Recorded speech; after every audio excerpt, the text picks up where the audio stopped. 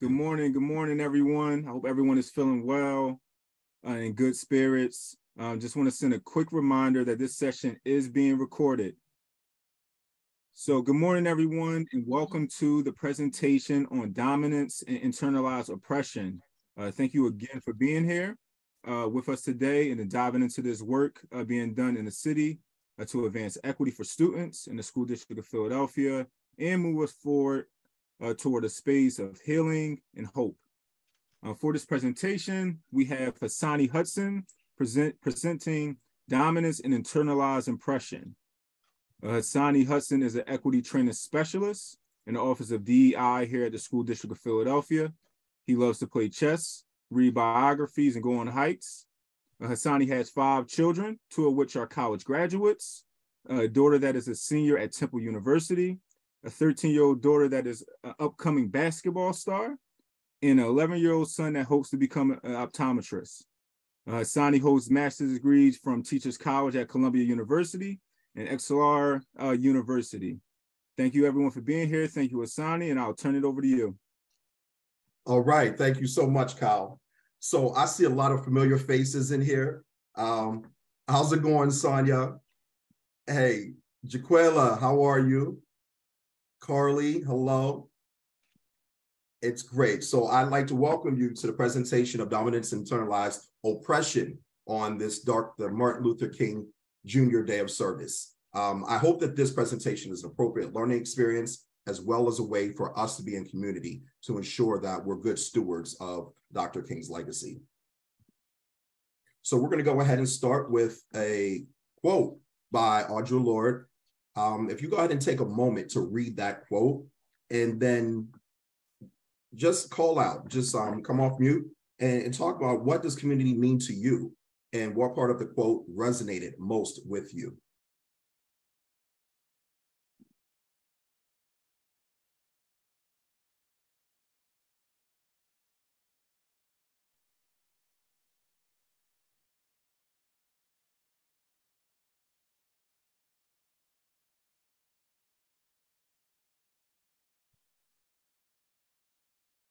What do we take away from that? What do you think community means? And particularly in this context that Audre Lorde is talking about. I think it means being unified under like a mission or a cause, like liberation being that cause and that mission. It doesn't mean that you are assimilating to one another, but it means that you're working together and utilizing your individuality to push forward towards that. Thank you, Helen. Thank you so much. I couldn't have said it better. So we're going to go ahead. We're going to move on. The objectives for today, when we're talking about power and privilege, could I get someone to read that to the group, the power and privilege objective?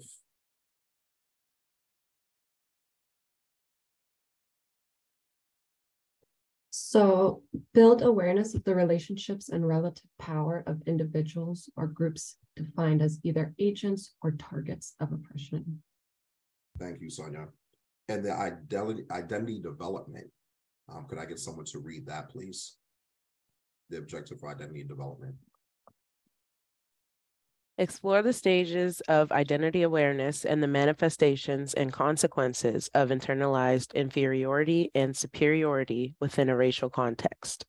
All right, thank you very much, Jaquela, for reading that. So we're going to be talking about target agent identities, and we're going to, towards the end of the presentation, develop some of the skills that we can use to battle those target identities and to actually empower ourselves in a strategic way.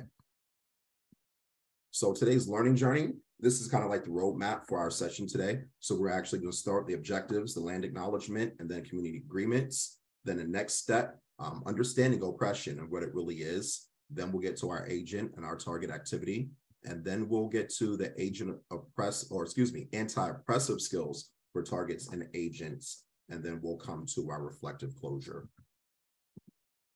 So in the Office of DEI, we always work to dismantle systems of oppression, and we always start our PDs with a land acknowledgement. And this is honoring the Native people of the land, recognizing the oppression of the indigenous people that are here in our country today. So we're going to take a moment to just honor the land that we're on, This is an important step to acknowledging our racist and oppressive history and beginning to start on a journey to reconciliation. So if you go ahead and just take a moment to read about the Lenni Lenape people that were here present in this part of the state and northern Delaware and southern New Jersey.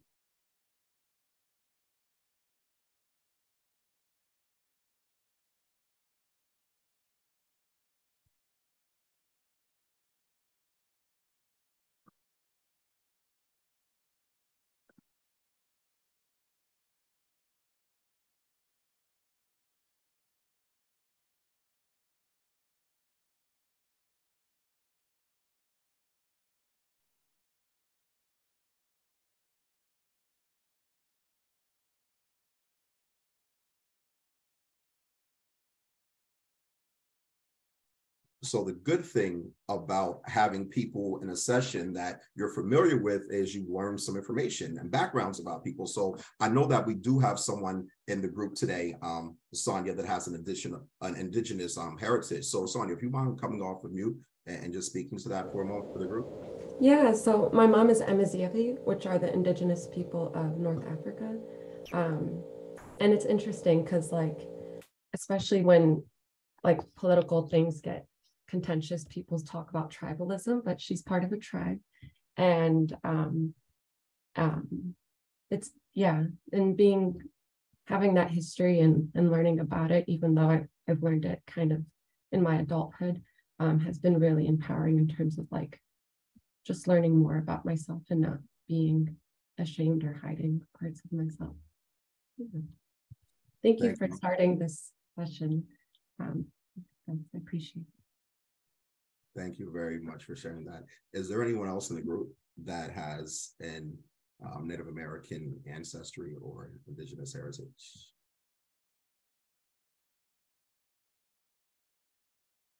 No.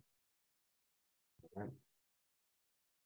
So our great co-facilitator, Kyle, he's going to go ahead and put a link to the digital note catcher into the chat box. And this is something for you all to follow along as you go through the learning. And it should force you to make a copy. It's going to give me a thumbs up once everyone has that digital note catcher up, so I know we can go ahead and move on. All right, wonderful. So our community agreements, these are the agreements that we just like to share whenever we're in community together. So the courageous conversations part, whenever we're talking, right, just stay engaged and really focusing on what people are saying and trying to just listen to what you're actually hearing. So expect and experience discomfort, speak your truth, intent versus impact, and then expect and accept non-closure. I love questions. I love engagement. I love if you have something to say and it might not necessarily be in agreement with what everyone else believes or says, right? Because that's where growth really takes place. So please feel free to ask or say anything that you would like whenever we're going through this learning together. So next, we're going to get to understanding oppression. So this is a framework that people can use to grow in their understanding of oppression and their compassion for self and others. This approach is largely a psychological one, and we use the language and the imagery that we're feeling more than politics or activism. We believe that people can develop more appropriate and useful skills to address the issues of oppression, just as they develop other skills. And we found that when people learn about these skills, they find it easier to tolerate discomfort, change their own behavior, and to work with people whose experiences differ from their own.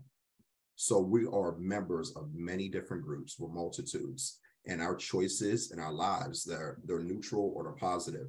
And some of us come from big families. Some of us are the only children. Some of us have pets. Some of us don't. Some of us are basketball fans, symphony lovers, vegetarians, or film enthusiasts. We can enjoy these affiliations and know that we're not likely to face discrimination because of them. But other social memberships are troublesome. Because of our socially ascribed memberships in certain groups based on gender, ethnicity, social class, and other groups, we're going to experience either oppression or privilege. We don't sign up to join these groups, nor do we sign up for the system of oppression and privilege, yet they're part of our lives. So we use the term rank to describe this system, and we believe that people can develop access to better skills for responding to oppression in each of the rank areas. And that's what we're going to be talking about whenever we get towards the end of the session. We're going to describe those skills in detail, but first we'd like to lay the groundwork for understanding how this system works. So status, that's the outermost layer, and that's the one easiest for people to see and the one that we're most likely aware of. Rank refers to the system of valuing people differently depending on certain social memberships. And power is the innermost layer, and that's related to the core of our being and who we are. We use power to refer to our connection to the source, to the sacred, to our core, our religious beliefs, our principles, and our values. Anyone can have access to this kind of power. It's not a function of social role or position. And power is usually invisible. So if you go ahead and take a look at that as status, rank, and power, and those are the ways that we're going to kind of like ground the work for understanding how the system works. So agent and target. Could I get someone to please come off mute and read what rank means for the agent and target identities, please?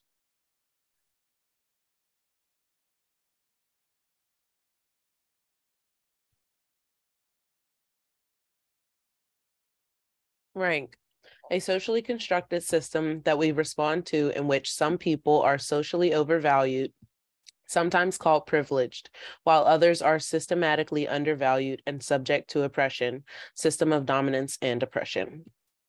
Right. So our society is a linear structure and is a hierarchical structure based on the dominant narrative culture of this, the dominant structure where we have males on the top of the hierarchy. And a lot of times, our identities, they force us to be in a position of inferiority. And we have these multiple identities. And this is just the way the social structure is set up, right? Whether we ascribe to it is something that's completely different. So when we're looking at our multiple identities, we can look at age, and you can either have privilege or you can be oppressed just because of age. Socioeconomic status, when we're talking about gender, race, ethnicity, our sexual orientation, our religion, our spirituality, right? And all of those things, they come together, they make us who we are. But in our society, we are ascribed to certain target or agent positions because of that. So when we look at agent and target, could I get someone to read agent and then someone to read what a target identity is, please?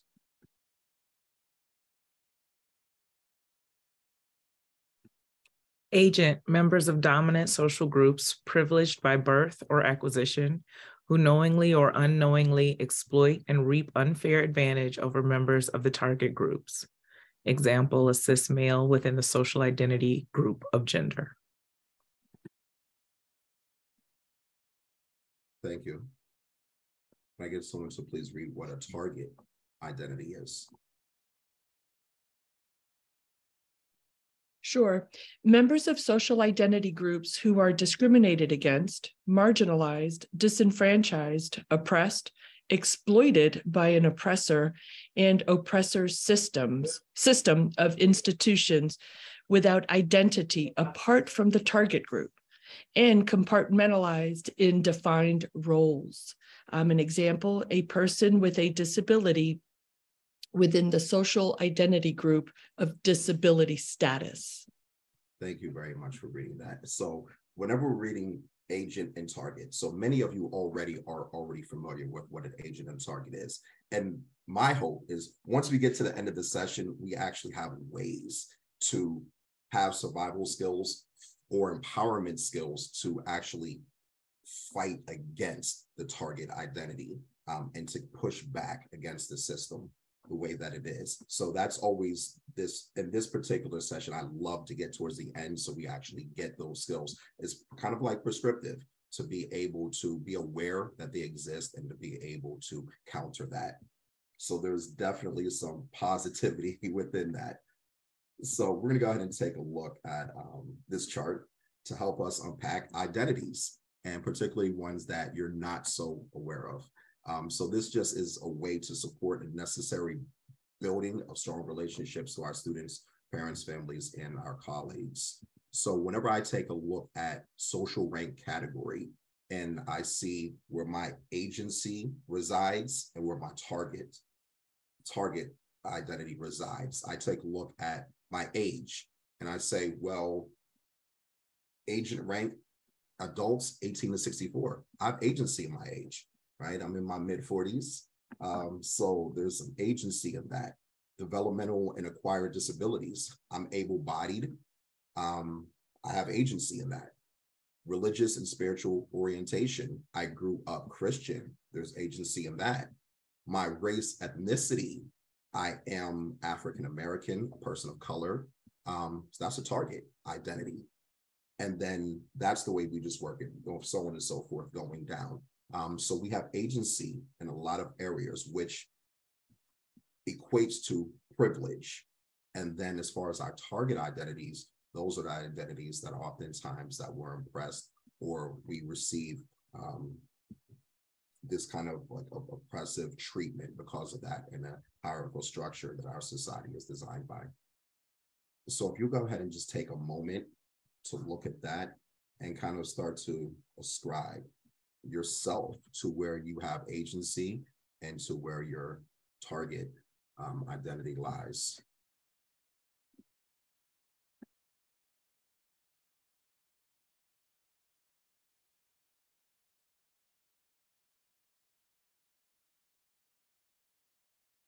And this isn't an exhaustive list at all. This is just kind of just some examples of the main ones, but there are definitely many more identities that you might be able to fit into there to describe your being and who you are and how you show up in certain spaces.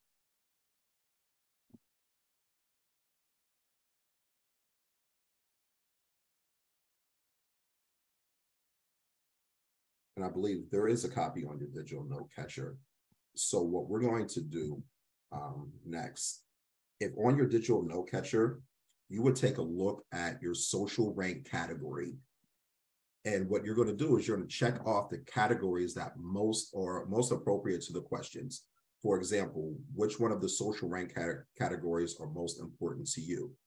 For me, I would check race, ethnicity, gender identity, and age. So we're going to go ahead and we're going to put you into breakout rooms. You're going to have a total of 12 minutes in the breakout room. Cal, if you would probably just form 2 breakout rooms. Sounds good. That'd be great. So you'll have 12 minutes in there. You're going to have the first 5 minutes to complete your social identity profile. You're going to do that independently. And then the next 7 minutes, you're going to discuss in the breakout rooms why you made those choices. Then we'll come back to this whole group and then we'll share out.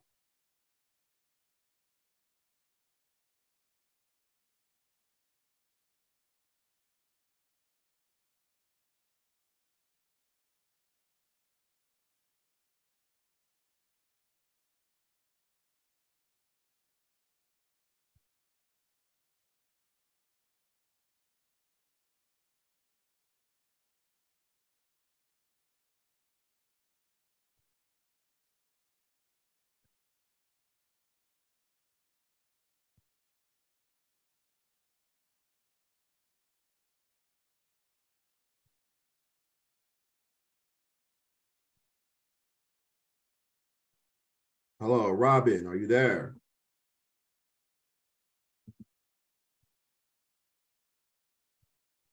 Hello, Robin.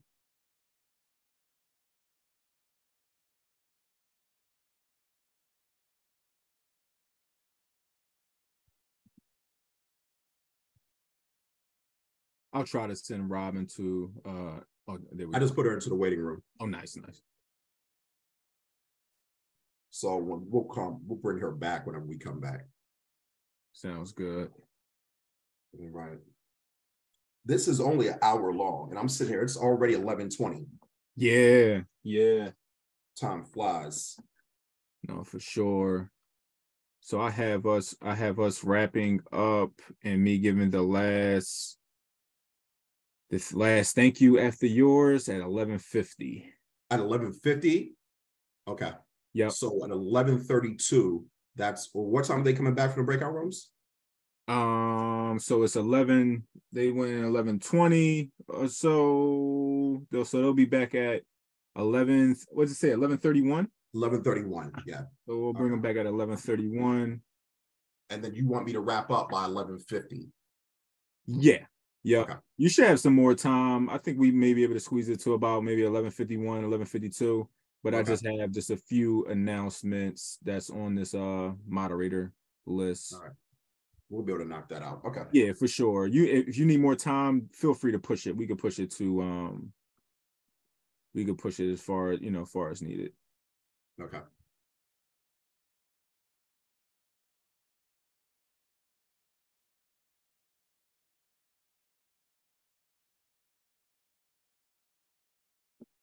Hasani, I'm gonna stop. I'm gonna run and grab a snack real quick. I'll be right back. All right, my man. I'll see you.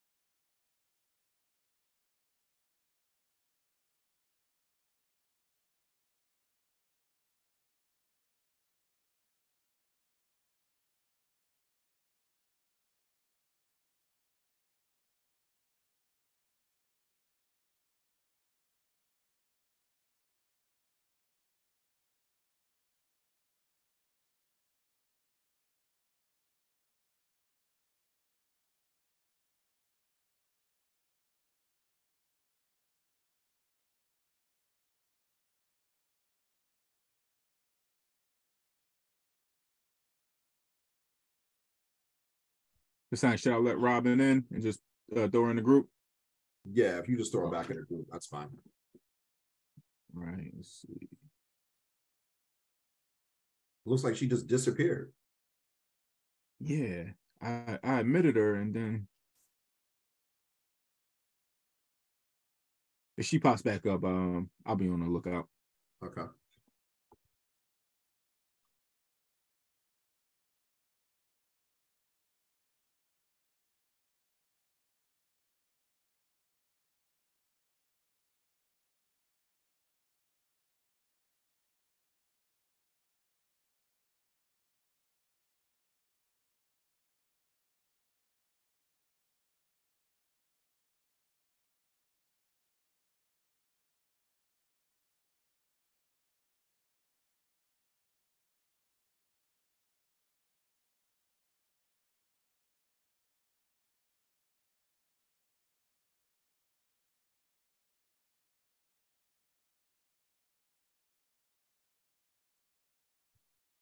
Hey, Robin. So Kyle's going to put you back into the breakout room and just discussing our target and agent identities with the group. Hey, Robin, I have you in group 1. Do you see that notification at all?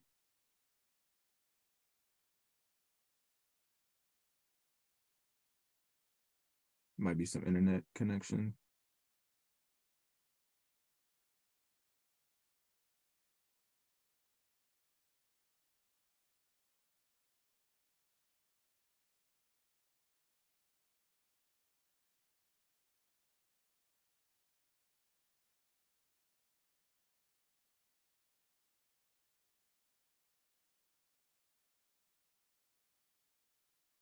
Okay, cool. She's in group 1. She went there? All right, Yeah, great. yeah, I see her in there. Okay. I'm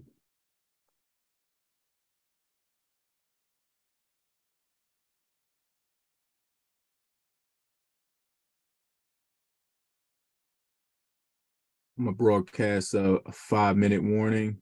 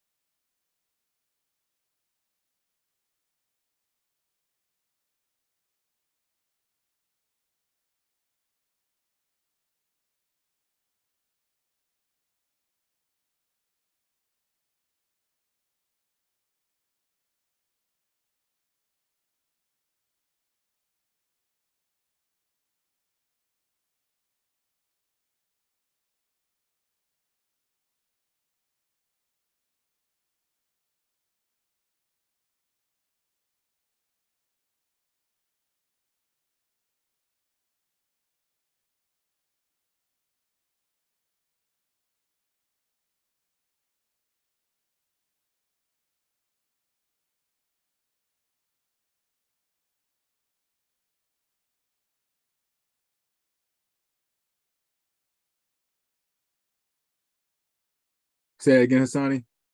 My bad. No, you're all good. Go ahead and close the room because it takes 60 seconds for everyone to come back. All right, so I'll start that now. All right. So we got that 60 seconds. Put that down.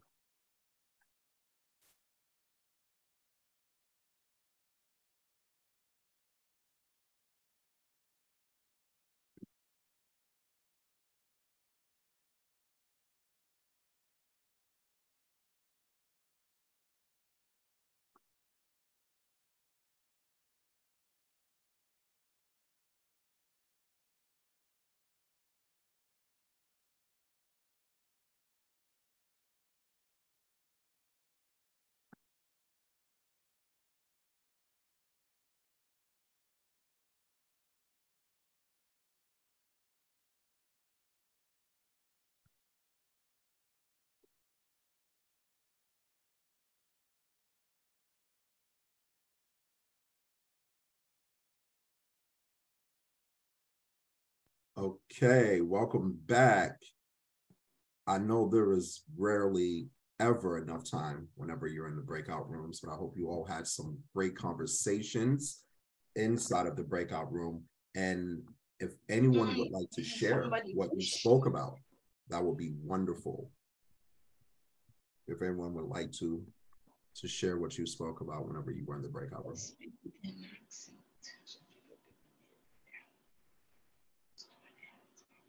We had some really rich conversations, our group. I think more time would have been nice, but we understand it's a short time session. We talked about how like where you are influences, like what space you're in influences which identity is at top of your mind at that time. So we talked about like location. I thought that was interesting. We started the conversation with like, someone mentioned some guilt around being white and some shame there, and kind of like talking about unpacking that. And even if you are in a dominant group, some things you could be reflecting on things a lot, or in your journey, processing certain things. So we talked about that a little bit. And then we had some conversations about like just even how we're answering the questions or how we're understanding the questions and how that impact our answers. But yeah, it was a really great conversation. Thanks to group member 2. Shout out to group 2. Thank you for sharing that with us, Sonia. Would anyone else like to share their experience from the breakout room? I can't see anybody. I'm Robin Fuller. I'm from West Philly High. Sped department, go figures, right? I am just technology challenged, and that's my disability status. Technology status. I'm not tech savvy. So, I'm getting better, but I'm relearning some things, and we were talking about age, and I heard that some of the young people, because you guys are my kids' age. My son's 40, he's an educator, and they talking about getting old. I had to come to terms with gray hair, and I like it because I get a lot of free stuff because they don't ask me. I get my senior citizen discounts. People get out of my way and they help me. So it's okay. It's okay. It's okay. But it's just something I had to come to terms with. But I'm just glad to be here. Just make sure that I was marked here. I don't know where I'm supposed to go. I couldn't figure out that document, but just make sure I was here. All y'all is witnesses. Thanks. Absolutely. This is being recorded, Robin, so you're good to go with that. Okay. Thank you so much for sharing. So I'm going to go ahead and we're going to go ahead and push the presentation forward. And we're going to talk a little bit about agent and target identities and how they can show up in our schools and in our communities. So when we're taking a look at this framework, we're looking at the agent conditioning and target conditioning and how people internalize what that actually means.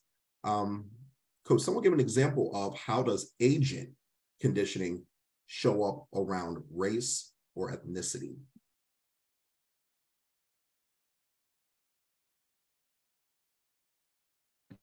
Okay. Okay. I'm gonna just make a statement. Yes. Can I speak? Yes, Okay. absolutely. Absolutely. Because I come from the Caribbean. I speak with a French accent. I have my bachelor in French. So when I go everywhere, I get picked on. But for the last 2 years, I learned to accept myself for who I am, and I found educators like people like administrators who accept me. So this makes me feel better about myself because I used to go crazy, literally speaking, about not being accepted where I am, about students pick on me because of my accent. They say, go back to Jamaica instead of finding out what I have to offer. They just assume that I come from Jamaica, but I come from Haiti. And then I am educated. I do everything in education to make sure that I am accepted everywhere I go. Unfortunately, that's not the way the world sees me. So the students say, oh, you are too old and you speak with an accent. We don't want you. But now I find administrators who accept me for who I am, and I'm happy to be there in the school district of Philadelphia. Absolutely. Thank you for sharing that, Kenny, because when we were talking, when you were saying what you were saying, I actually heard you say that you had the belief, the target conditioning of you don't necessarily belong because of the language barrier and other people's perception, but you actually turned that into kind of, you empowered yourself because you just believed that you were definitely educated and you're worthwhile, right? And then that's one of the ways that we can fight this internalization of the target conditioning, right? So when we're taking a look at the agent conditioning showing up around language, how would this agent conditioning show up around what Ketty just shared? So we see the agent conditioning, you are good, you belong, you are part of the solution. As an agent, who are we actually talking about?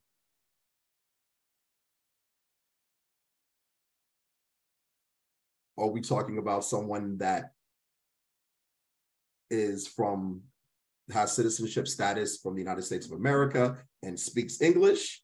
Or are we talking someone that might be from the Caribbean and speaks a different language when we're talking about the agent conditioning?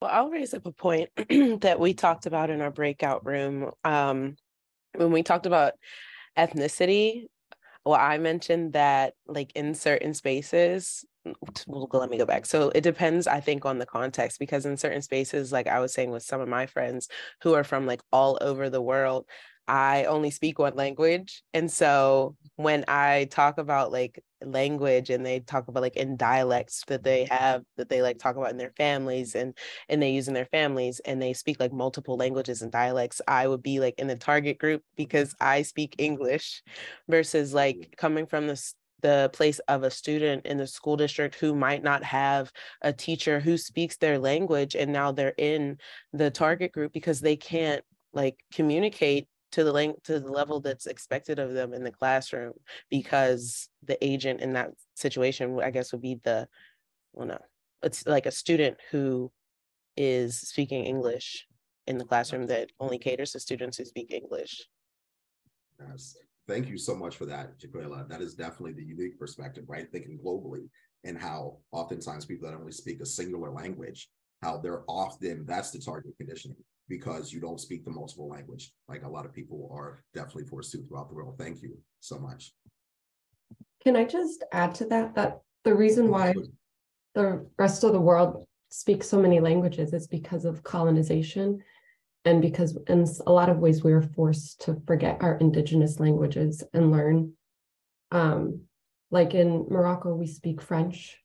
But if you speak English, we see you as better than everyone else. Like there's a language hierarchy. So the indigenous language is at the bottom. Then like if you speak Arabic, you're kind of like the indigenous people, because it was like we were colonized by the French and everyone wants to speak French. But then because of American imperialism, if you speak English, like you can come to the country, speak English, and everyone looks at you like, oh my gosh, like, is this like, can we do everything to make sure this person's okay? And we see them as above us and better than us. So I think even globally, like English is a very powerful language because of imperialism and just that history there. Absolutely, absolutely, Sonia.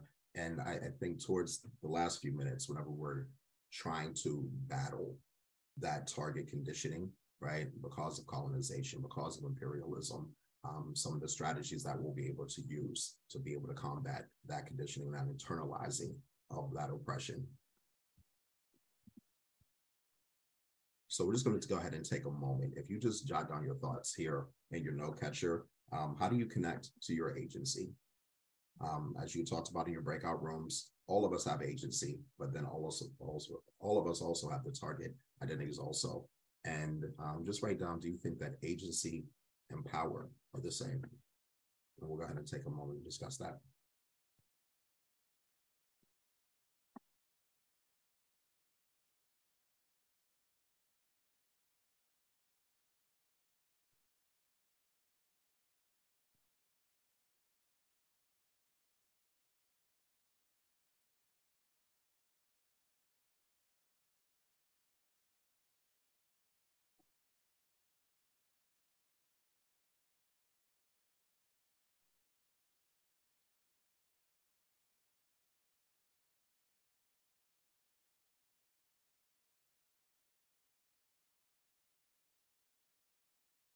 Would anyone like to share how you connect to your agency? Hi, this is Robin from West Philly. Hi. I work in the SPED department. So our kids are sometimes excluded from a lot of things, and they don't feel like they belong. They feel less than, you know. So my job, you know, I feel a little excluded too, because I'm in this panel, because I'm a classroom assistant, I'm a para, I'm not a teacher, you know, so a lot of times I don't feel like I have much to say or you know what I'm saying, or I'm looked down upon because I am just a para. I don't have a degree, which I'm in the pursuit of getting, you know, but getting away from the topic, you know, a lot of times our kids are told that they can't join certain activities. They can't, they don't have the potential to go to college, you know, and part of my job, this is what I do. You can do, and you know, let them know that they can do anything that they want to do. You know, just because the status quo may say, you can't, but you can, you know, and I try to instill that, you know, and also for them to be kind to others. You know, a kid that does not speak perfect English, you know, don't make fun of that kid, you know, because you know what it's like when someone makes fun of you, you know. So, you know, we just have to be more mindful, you know, that's it. And thank you for sharing that, Robin, because I heard you say that you do have agency in your relationship with students because you have an authority position. But then also you have this target identity in relation to teachers because you're a para, right? And this hierarchical structure that within the system that we have, right? So even though you have the agency over students, but oftentimes in relation to other school members, faculty, and staff, then there is that target identity. And that's real, and that's very real. So thank you very much for sharing that. We're going to go ahead, and I want to definitely look at these anti-oppression skills for targets and agents, because I feel like this is the most important part of the entire session, right? So we get to it. So anti-oppression skills for targets and agents. As we talk about these skills, keep in mind the principles. So to overcome learned voicelessness, to advocate for oneself, you need to challenge the belief that it's not worth speaking up. So oftentimes subjugated identities, they're taught that silence is golden, that we don't speak unless we're spoken to. And we have to challenge to unlearn this behavior and to learn to excel whenever the negative messages that have become internalized. So to overcome this addiction that we have to challenge privilege, we have to educate ourselves And we have to deal with our own internal rage that goes on, to channel it appropriately and not to eradicate it. Hold on to that, right? And what we want to make sure is that we're able to battle these oppressive identities that often show up. And so we're going to start with, this is what we do typically for survival. Survival skills, they enable us to stay alive and relatively safe by conforming to agent expectations. So there's two ways to express survival skills. First, you have the approximate, like your proximity to an agent. That's to move and think and talk like the person who has agent membership. So if we take a look at the picture with Donald Trump in there, you see where the Black folks can be perceived as acting and talking as if they are close to the person with agent membership. And then we have the second survival skill, which is living a stereotype. And that is the stereotype that the agent group has for our target group. So you move, think, and talk in conformity with agent expectations. So if we look on the left-hand picture and we see the Asian kind of like mob, this belief that people are supposed to dress and act a certain kind of way because they're living this stereotype. And that's the way often people from the target identity, they act, conforming to that stereotype. And this is survival skills. Another survival skill that I often use is the gatekeeper. And this is the person that's the translator for the practices of the institution to the target identities. They speak on behalf of the community, and most of the time it's without permission, but they're isolated, they're exceptional, and they're not like the general population. But it is also a survival skill, being that gatekeeper.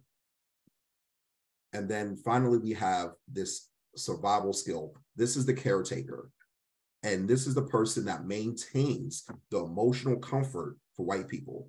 They embody the victimhood, right? But it's a survival skill so they can move on.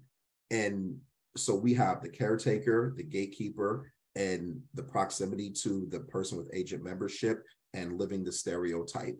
So when we think about those survival skills, those are what we typically take on when we're not aware, when we don't know really what's going on around us with our target and agent identities, not realizing that we have so much power in our own agency, right?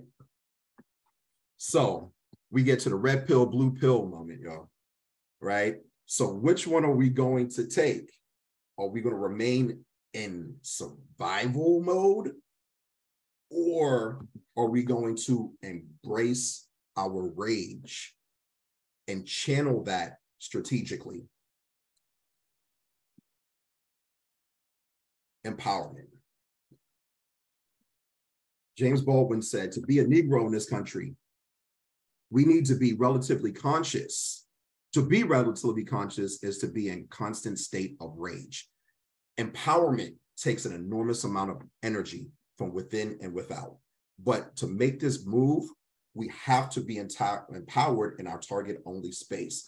And that's a place where people who share a common target, our membership, they can get together and talk about what we face as challenges. A lot of times for empowerment, affinity groups are great ways to be able to just be with people of your same target identity and empower yourselves to be able to make the changes so that you can get on equal footing with the person that has an agency, right? So it's painful, but it keeps us awake. If I didn't define myself for myself, I would be crunched into other people's fantasies for me and eaten alive.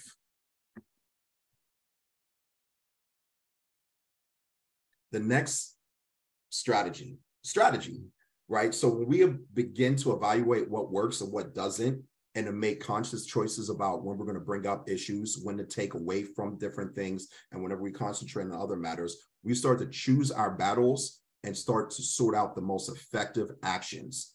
When we work with other targets of people of target identities, we want to make our demands of social institutions, and we want to confront individual agents, but we want to do it strategically. We want to hold on to that rage and be able to channel that strategically. So whenever you're making asks and whenever you're doing things, it's done in a strategic manner.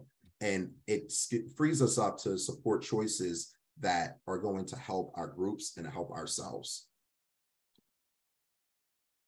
And then finally, we get to recentering. And so if we think about empowerment, we think about strategy, we begin more and more to discern our own optimal liberating norms and values from the oppressive to humanizing ones. And then we support members of our own target groups and of other target groups. We acknowledge the significance and the impact of inequity due to rank memberships and make increasingly congruent and adaptive choices. We find more ready access to our true power, and we're able to bring it to bear on our daily lives. We call this recentering skills. When we collaborate with other agents, we ally with other target identities, and we challenge the systems of oppression in the most effective, humanizing, and streamlined ways.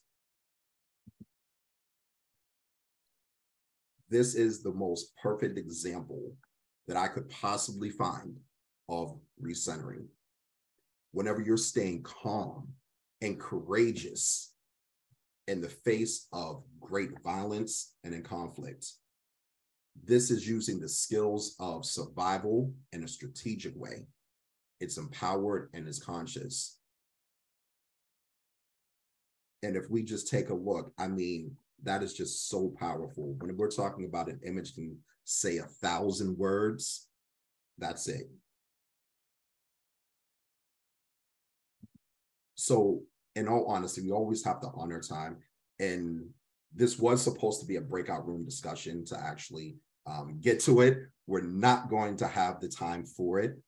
But what I would like you to do is just very quickly, if we could think about an example of the survival target skills. So that's the fit the stereotype, proximity to agent, gatekeeper, caretaker, and those skills that oftentimes targets use for survival. And then compare that to using empowerment, strategy, and recentering. And how can we collectively move to a space of empowerment, strategy, and recentering? If there's an example that you can think of the top of your head, something anecdotal, something you might have experienced, something, a transformation that you might have gone through, where it was started off using those survival target skills, and then it moved to a different place of using this empowerment strategy and recentering. And I know that's a really deep question.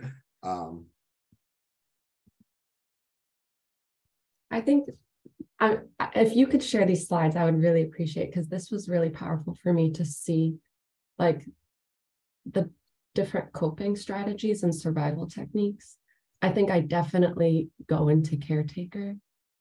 And I'm just now like waking up to some of the things. I think having my identity be seen as like evil or terrorist-like, or all of the stereotypes you get with coming from the part of the world I do. I've been trying so actively hard for like the majority of my life to like be nice and make sure everyone is like happy and like entertained by me and like comfortable around me. So it's interesting to like just see it shared so plainly and to kind of like find my balance in kind of like what I've done and what I hope to do moving forward to preserve who I am. Thank you so much for that, Sonia. And I will share is if you would just put your email address into the chat, and if you would copy that email address, Kyle, that would be wonderful. We can definitely get these slide decks out to you.